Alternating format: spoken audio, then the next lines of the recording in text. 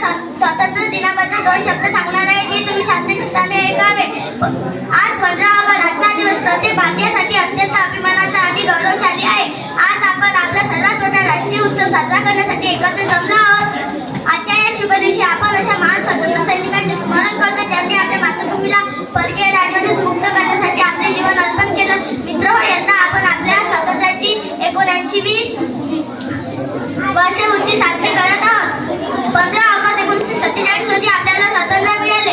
हा दिवस केवळ एक तारीख नसून आपल्या पूर्वजांनी केलेला अथक संघर्ष, त्याग, बलिदानाचा साक्षीदार आहे.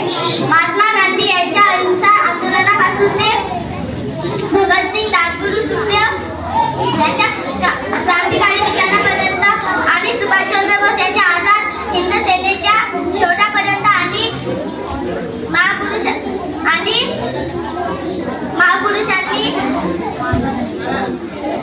आणि देशभक्तांनी स्वातंत्र्यासाठी रक्त आणि घाम गाळला. राणी लक्ष्मीबाई, लोकमान्य टिळक, पंडित जवाहरलाल नेहरू, सरदार